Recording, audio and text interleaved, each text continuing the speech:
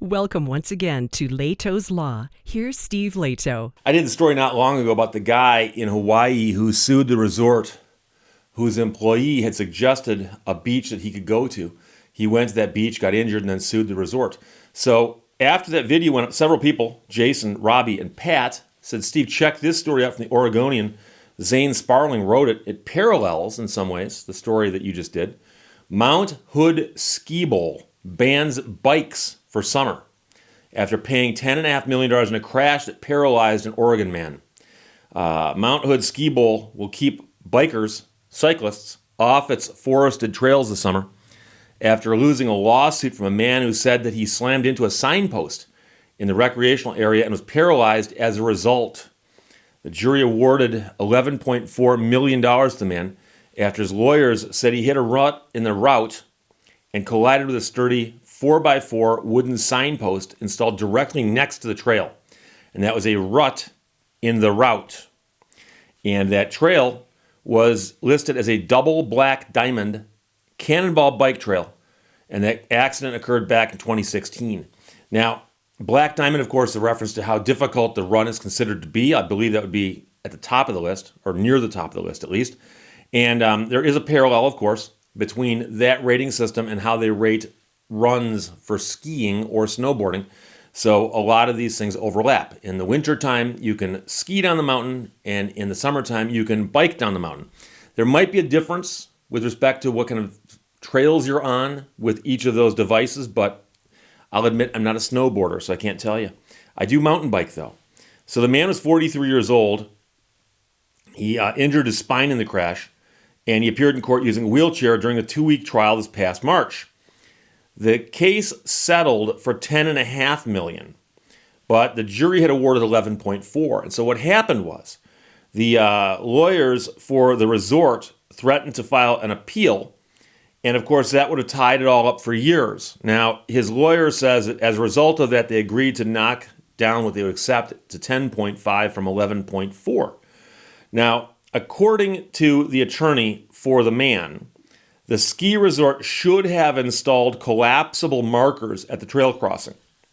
She said during the trial, likening the trail's condition to a speed bump on a highway that caused the former professional mountain bike racer to lose control of his bike. The quote is, "This is akin to a pedestrian crossing right across I-5. Riders had no choice but to grit their teeth and go through it." Now, in an undated statement on its website, Mount Hood Ski Bowl called the verdict unprecedented and said it would temporarily suspend all mountain bike operations this summer. After 32 years without a serious mountain bike claim of any kind, the winds have shifted, they said. Eliminating all risks with recreational activities, especially in downhill mountain biking through forests at high speeds, is something that is just not possible. The Cannonball Trail is part of a 40-mile network of bike tracks serviced by ski lifts, and it offers a steep decline along its half-mile zigzag down the mountain. During the trial, lawyers for the two companies that operate the place argued that the man lost control of his bike due to his aggressive speed and that no evidence of a ditch was seen during recent events on the trail. They said that his injuries were caused by careening headfirst over his handlebars into the ground, not by striking a sign. The attorney for the place called the crash a matter of personal responsibility. Unfortunately, he decided to go as fast as he could before he crashed that day, the attorney said. Now, another attorney for the plaintiff said in a statement that the ski bowl had built a drainage ditch and could have diverted it off the trail for about $2,000. He said the defendants knew the ditch was dangerous and was a cheap fix. This is victim blaming, pure and simple. At trial, plaintiff's attorneys asked the jury to award as much as $17 million, citing the significant cut to the man's life expectancy and his independence. She said this is not a case about personal responsibility, it's about corporate responsibility. She suggested that Mount Hood Ski Bowl had shown a callous disregard and complete failure to ensure the safety of its paying patrons.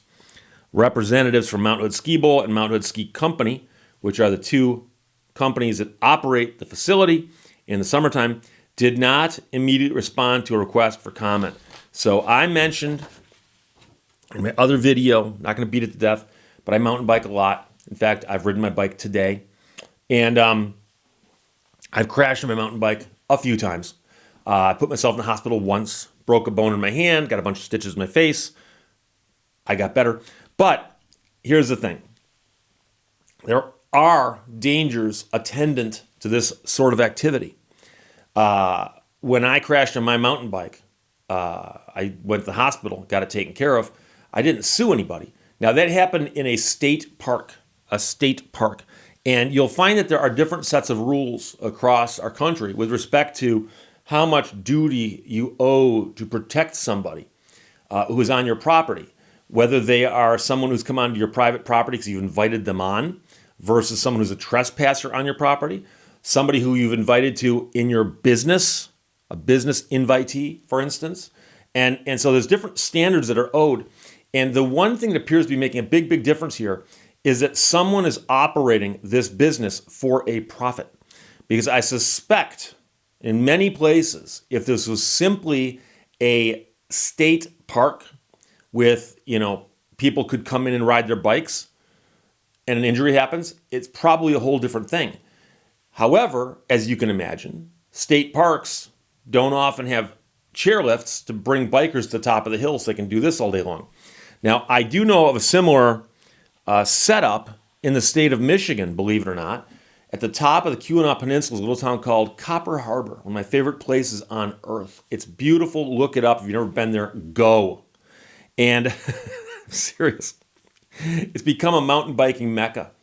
And the reason is right outside of town is a place called Brockway Mountain. And by Michigan standards, it's a mountain. By California standards, it's a speed bump.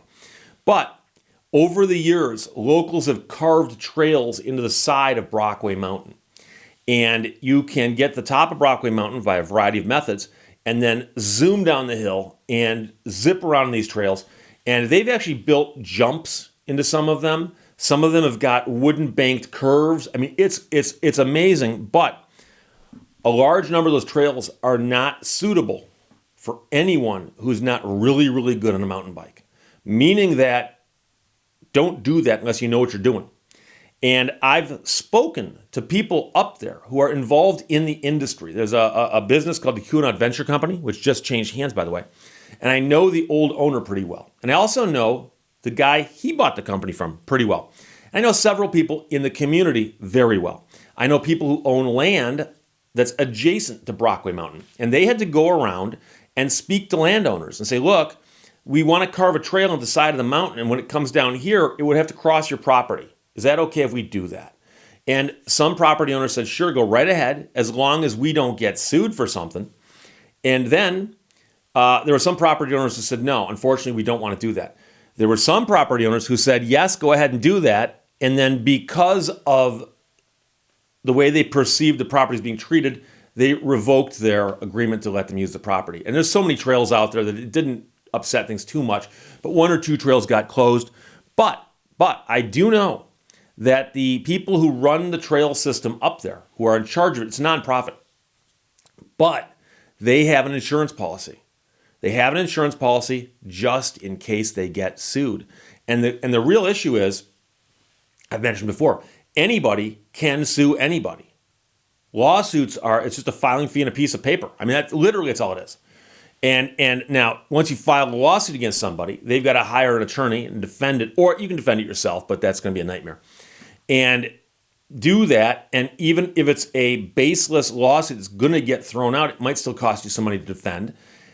And nowadays, you have no idea what's going to happen. Now, there are situations where a case will get thrown out of court, and you won't get a big judgment against you. But then the other side appeals it, and then you find yourself fighting in the Court of Appeals. And so even if you are confident that you'll win your suits on the merits, you've got to have insurance coverage just to defend you. And of course, that's part of an insurance company's duty in a case is the duty to defend you. So they defend you by providing you legal counsel. And then if you get hit with a judgment, depending on what your coverage says, they'll pay all or some of that. So this is an interesting one, though, because when they get hit with a $10.5 million payout or an award of 11.4, they could have appealed this. But in most places, to appeal a large award, you've got to post a bond just to show that, number one, you're not doing this just to stall. And number two, just to show that you can pay the judgment if you have to. You just don't want to. So you post a bond. Posting a bond for $11.4 million is probably expensive also. And so they looked at this and they said, okay, we'll pay the $10.5 million and we're just not going to allow mountain bikes anymore. And so it's an unfortunate turn of events for people who wanted to go mountain biking at Mount Hood Ski Bowl. But you kind of understand that, yeah, it happened once in, what he said, 32 years. But the problem, of course, is that you don't know that it's going to happen only once in 32 years. It could happen again this year and be twice in 32 years. So you can understand the position. They could take out an insurance policy if they can find an insurer who will cover them. We don't know if this is covered by insurance because there's not a mention of insurance anywhere in here. But like I said, there are places that offer insurance for these kinds of things. But my understanding is the premiums are kind of high and the coverages are kind of low from the people I've spoken to about the situation up in Copper Harbor. So it's a wild story, and I see the parallel with the beach in Hawaii story. So Jason, Robbie, and Pat, thanks for sending it. The Mount Hood Ski Bowl has banned bikes for the summer after paying $10.5 million in a crash that paralyzed an Oregon man a few years ago. Zane Sparling wrote that for the Oregonian. Questions or comments, put them below. Let's talk to you later. Bye-bye. Thank you for watching Lehto's Law. Can we talk again about how pretty I am?